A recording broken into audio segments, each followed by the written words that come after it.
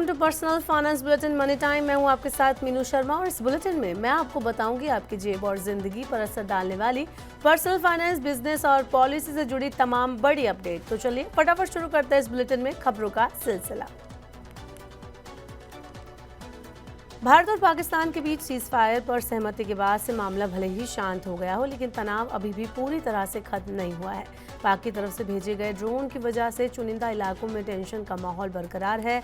यात्रियों की सुरक्षा को ध्यान में रखते हुए इंडिगो एयरलाइन ने 6 शहरों की अपनी उड़ान सेवा रद्द कर दी है।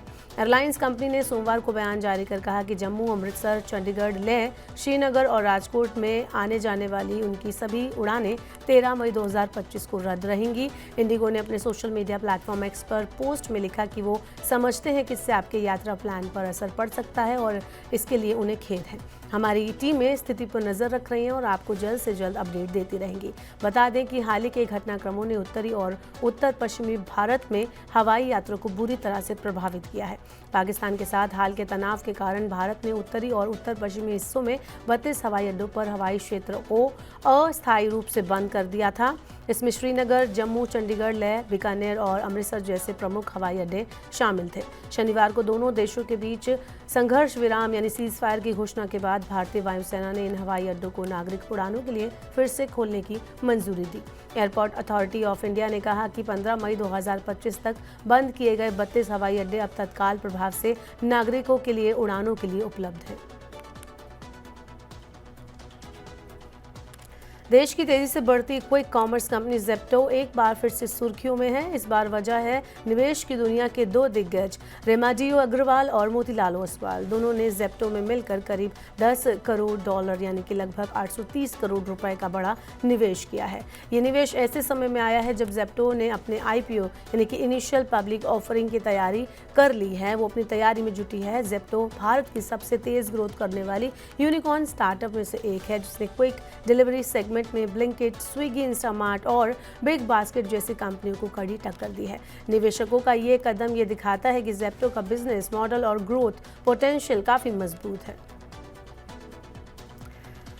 केंद्रीय माध्यमिक शिक्षा बोर्ड यानी CBSE ने 10th कक्षा के नतीजे 13 मई 2025 की दोपहर को घोषित कर दिए। बोर्ड की तरफ से प्रेस रिलीज जारी की गई थी। हालांकि वेबसाइट पर नतीजे शो नहीं हो रहे थे। ट्रैफिक ज़्यादा होने की वजह से नतीजे देखने में छात्रों को दिक्कतों का सामना करना पड़ा और बाद में स्टूडेंट्स ने CBSE की आधिकारिक वेबसाइट cbse.gov.in और cbseresults.nic.in पर अपने जो रिजल्ट हैं वो चेक किए। इसके अलावा कुछ और भी प्लेटफॉर्म पर परिणाम उन्होंने देखे। इस साल 10वीं की परीक्षा में 24,11,538 छात्र शामिल हुए थे, जिनमें से 93.66% स्टूडेंट्स पास हुए हैं। परीक्षाएं 15 फरवरी से 1 मार्च तक आयोजित हुई थी। बोर्ड की वेबसाइट पर ज़्यादा ट्रैफिक होने के कारण परिणाम चेक करने में स्टूडेंट्स को दिक्कतों का सामना करना पड़ा था, लेकिन इसके अलावा स्टूडेंट्स DG लॉकर और result.digitalllocker.gov.in पर जाकर भी उन्होंने अपने रिजल्ट चेक किए। साथ ही उमन ऐप के जरिए भी उन्होंने अपने रिजल्ट देखे। DG लॉकर के लिए स्कूल की ओर से दिए गए 6 अंकों के एक्सेस कोड की ज़रूरत पड़ती है, जिसमें आप result.cbse.nic.in और result.diglocker.gov.in पर, इसके साथ ही results.gov.in पर जाकर भी परिणाम बच्चे चेक कर पाए अपने। बढ़ते हैं शेयर मार्केट के हाल की तरफ। शेयर मार्केट में मंगलवार यानी आज मिला जुला कारोबार हुआ, जहां बेंचमार्क इंडेक्स, सेंसेक्स और निफ्टी ऊपर लेवल से बिकवाली के दबाव में आए। वहीं पूरा फार्मा सेक्टर अमेरिकी राष्ट्रपति ट्रंप की तरफ सस्ती दवाइयों को जारी किए गए आदेश का जश्न मनाता दिखा। इसके अलावा सरकारी बैंकों ने भी तेजी का रुख दिखाया। मुनाफा वसूली की वजह से मंगलवार को मार्केट कैप में 2 लाख करोड़ से ज्यादा की गिरावट देखी गई। हालांकि एक दिन पहले यानी सोमवार को मार्केट कैप में 15.57 लाख करोड़ रुपए का से ज्यादा का इजाफा देखने को मिला था। इस लिहाज से देखा जाए तो मंगलवार की गिरावट बेहद मामूली रही। मंगलवार को सेंसेक्स की ओपनिंग 82,249.60 अंक पर हुई। इसके बाद 81,043.69 अंक इंट्राडे लो और 82,572.81 अंक इंट्राडे हाई के बीच इसने कारोबार किया।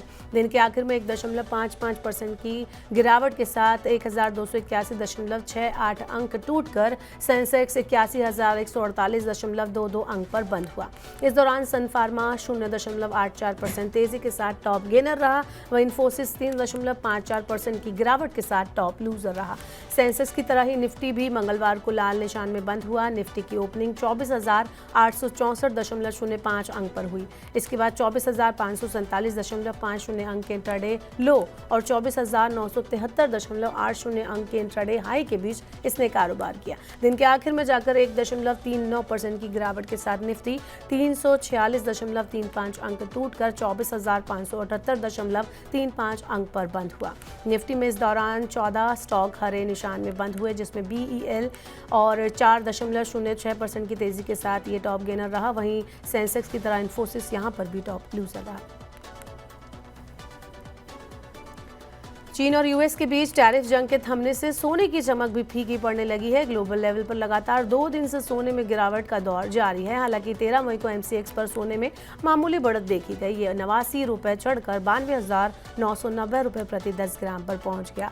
वहीं चांदी भी 848 रुपये चढ़कर 96,192 रुपये प्रति किलो पर पहुंच गई। रिटेल प्राइस की अगर हम बात करें तो यहाँ भी सोने में तगड़ी गिरावट आई है। तनिष्क की वेबसाइट के मुताबिक 13 मई को 24 कैरेट वाला सोना 95,890 रुपए पर आ गया, जो 12 मई को 99,110 रुपए प्रति 10 ग्राम था।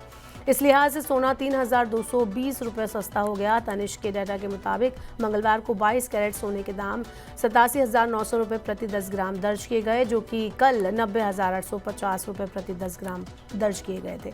पेटीएम पर सोना आज 9,622 रुपये प्रति 10 ग्राम हो गया है। अगर Indian Boolean and jewellers association की बात करें तो यहाँ पर 22 मई को यानी कि कल 99.9% प्योरिटी वाले सोने के दाम 96,416 रुपये प्रति 10 ग्राम दर्ज किए गए थे।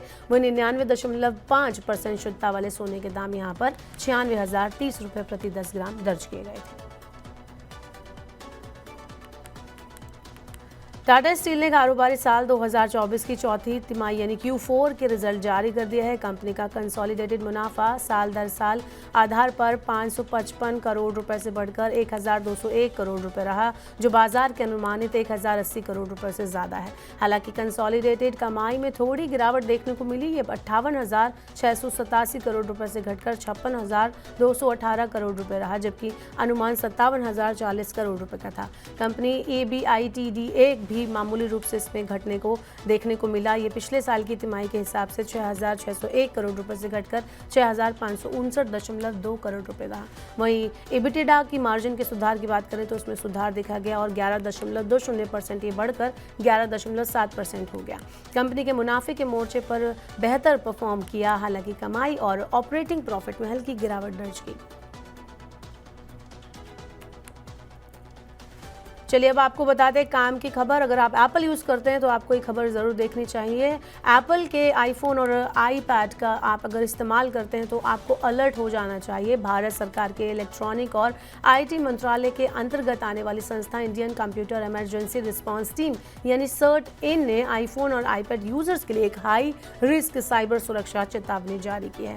CERT-IN द्वारा जारी चेतावनी में कहा गया है कि एप्पल के iOS और iPad OS में पाई गई गंभीर खामी के चलते कुछ मेलिशियस यानी कि हानिकारक ऐप्स उपकरणों को अनुत्तरदायी या फिर पूरी तरह से निष्क्रिय बना सकते हैं, यानी कि रिस्पॉन्स नहीं आ सकता आपके फ़ोन और आईपैड में, या फिर वो पूरी तरह से काम करना बंद कर सकता है जब तक कि उन्हें पूरी तरह से रीस्टोर ना किया जाए। आईफोन XS और इसके बाद के मॉडल iOS के 18.3 से पुराने वर्जन, इसके अलावा iPad Pro 12.9 inch second generation और इसके बाद के model, iPad Pro 10.5 inch, iPad 6 generation और इसके बाद के model, iPad Air 3rd generation और इसके बाद के मॉडल और iPad mini 5th जनरेशन और इसके बाद के मॉडल खतरे में आ सकते हैं। बात करते हैं ऑटो सेक्टर की। देश की दिग्गज 4 पहिया वाहन निर्माता कंपनी महिंद्रा भारतीय बाजार में बहुत ही जल्द 500 किलोमीटर की लंबी रेंज और काफ़ी एडवांस फीचर्स के साथ महिंद्रा थार EV को बाजार में लॉन्च करने की योजना बना रही है। हालांकि अभी तक कंपनी ने इसकी कीमत और लॉन्च डेट को लेकर ऑफिशियली कोई खुलासा नहीं किया है। हमारे देश में आज के टाइम में आने वाली महिंद्रा थार EV का इंतजार लोग काफ़ी बेसब्री से कर रहे हैं, लेकिन अभी तक ऑफिशियली तौर पर कंपनी की तरफ से अभी लॉन्च और कीमत को लेकर फिलहाल ऑफिशियली खुलासा नहीं किया गया है। कुछ मीडिया रिपोर्ट्स की अगर हम माने तो भारतीय बाजार में इस फोर व्हीलर को कंपनी 2025 के आखिर तक या फिर 26 की शुरुआती महीने में लॉन्च कर सकती है। जहां तक इसकी कीमत की बात हो रही है, 20 से 25 लाख रुपए रहने की उम्मीद है। तो आज की मनी टाइम में फिलहाल के लिए इतना ही। वक्त हो गया आपसे विदा लेने का। अब आपसे होगी कल मुलाकात। पर्सनल फाइनेंस से जुड़ी खबरों को पढ़ने, सुनने, उनसे जुड़े खास कार्यक्रमों को देखने के लिए आप मनी 9 के यूट्यूब चैनल को जरूर सब्सक्राइब कर लें। साथ ही आज का हमारा मनी टाइम आपको कैसा लगा, नीचे कमेंट बॉक्स में अपना फीडबैक हमें देना ना भूलें। फिलहाल के लिए इस बुलेटिन में इतना ही। बने रहिए मनी 9 के साथ। नमस्कार, शुभ रात्रि।